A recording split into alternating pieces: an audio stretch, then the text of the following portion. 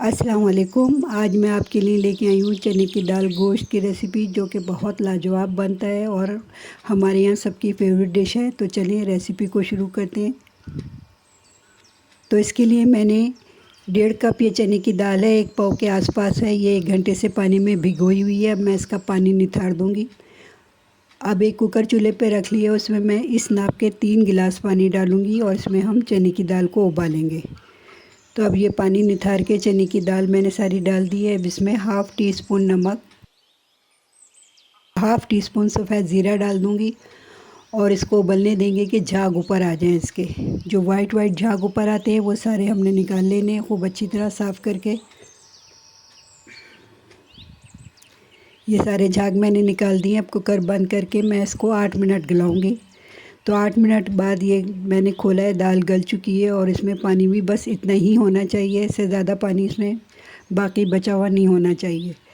तो अब दोबारा कुकर चूल्हे पे रख दिया है। हाफ़ कप मैं इसमें ऑयल डालूँगी और एक मीडियम साइज़ की ये प्याज काट के रखी हुई है, ये डाल के इसको हम हल्का सा गोल्डन करेंगे।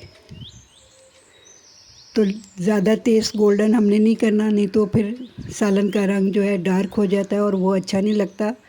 तो प्याज को लाइट गोल्डन ही करना है। अब हाफ़ केजी मेरे पास आधा किलो ये मटन का गोश्त है, ये मैं इसमें डाल दूँगी और गोश्त डाल के इसका गोश्त का रंग बदलने तक हम इसको यहाँ फ्राई करेंगे। अब इसमें मैं डाल दूँगी हाफ़ टी स्पून हल्दी, क्योंकि हल्दी हम दाल में भी डाल चुके हैं। तो हाफ़ यहाँ डाल दी है, तो 1 टीस्पून हल्दी हो गई है। पानी थोड़ा थोड़ा सा डाल के मैं इसको भूनती जाऊँगी। जब ये 2-3 मिनट मैं इसे भून लूँगी, इसमें डालूँगी एक मीडियम साइज़ का टमाटर काट के रखा हुआ है, 1½ टीस्पून लाल मिर्चों का पाउडर, हाफ़ टी स्पून नमक, 1½ टीस्पून धनिया पाउडर, नमक क्योंकि हम उसमें भी डाल चुके हैं, 1 टेबल स्पून लहसुन, 1 टेबल स्पून अदरक का पेस्ट डाल देंगे। लहसुन अदरक का पेस्ट डाल के अब मैं इसको 2-3 मिनट थोड़ा थोड़ा पानी डाल के इसको अच्छी तरह से भून लूँगी। अब भूनने के बाद इस नाप के मैं 2 गिलास पानी डालूँगी और 2 गिलास पानी डालने के बाद इसको मिक्स कर देंगे। मिक्स करके उबाल आने के बाद ढक्कन लगा के इसको हम इसको 8-9 मिनट गलाएंगे। तो 8 मिनट बाद मैंने खोला है, तो ये गोश्त भी अच्छी तरह से गल चुका है और पानी भी बस इतना ही नीचे बचा हुआ होना चाहिए, ज़्यादा पानी नीचे बचा हुआ नहीं होना चाहिए गोश्त में, क्योंकि दाल भी अच्छी तरह गली हुई है। अब ये दाल मैं सारी इसमें डाल दूँगी और कुछ दाल का पानी है, कुछ गोश्त का पानी है, तो काफ़ी होगा। अब थोड़ी सी हरी मिर्चें काट के मैंने रखी हुई हैं, ये इसमें डाल देंगे और अब यहाँ मैं इसको 1 मिनट के लिए दम दूंगी और कुकर का ढकना लगा देंगे, लेकिन ढकने को खुला रखेंगे।